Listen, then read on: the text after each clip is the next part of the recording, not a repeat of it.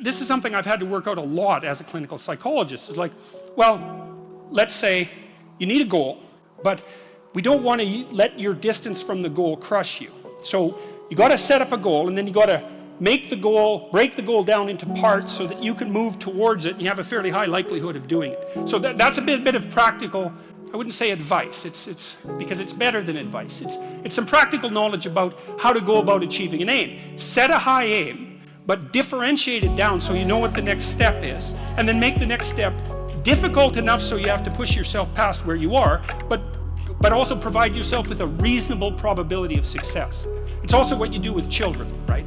You want to push them because they need to grow up and be more than they are, right? But you don't want to crush them with constant failure. So what you do is aim high and make the goal difficult but proximal. So anyways, so that's one way of looking at it. But then the next thing is, I've had many clients in their 30s who are trying to, this is more true with women, I would say. A lot of women who are very high achieving and who established their career goals at 30 and then want to differentiate out their life. They want to have a husband, they want to have a family, they're trying to figure out how to do that.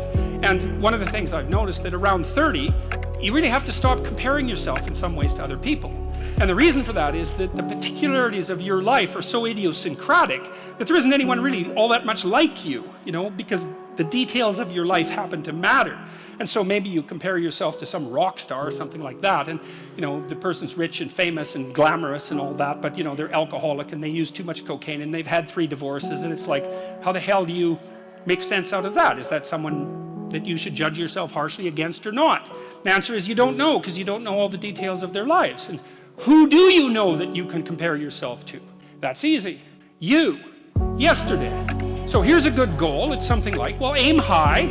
And I really mean that. It's like, and we'll talk about that a little bit too. Aim high, but use as your control yourself. It's like, so your goal is to make today some tiny increment better than yesterday. And you can use better, you can define better yourself. This doesn't have to be some imposition of external morality. You know where you're weak and insufficient, where you could improve. Think, okay, well, this is what I'm like yesterday. If I did this little thing, things would be just an increment better. And well, that's a great thing, because you get the ball rolling, and incremental improvement is unstoppable. You can actually implement it, and it starts to generate Pareto distribution-like consequences. It starts to compound.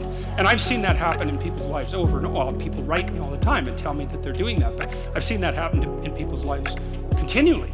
They make a goal that, the goal should be, how could I conceive of my life so that if I had that life, it would clearly be worth living, so I wouldn't have to be bitter, resentful, deceitful, arrogant, and vengeful. Like, that's sort of the bottom line, right? Because that's what endless failure does to you. It's not good. And that's what life without purpose and a goal does to you as well, because life is very hard. So you think, okay, well, I need to adopt a mode of being that would justify my suffering. And you can ask yourself that question.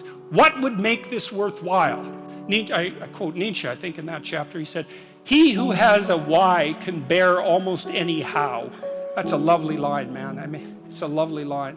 And it's really worth thinking about. So you think, well, how do I manage all this misery and suffering and futility? It's like, well, I need to figure out what I would have to do in order to make that clearly worthwhile. And so then you have your goal, and then you think, well, I need to move towards that incrementally, because I'm kind of useless and can only do so much, and maybe not even that.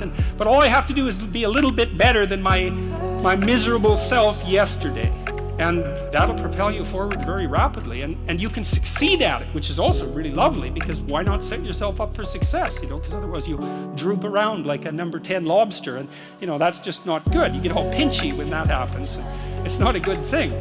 So that was chapter 4.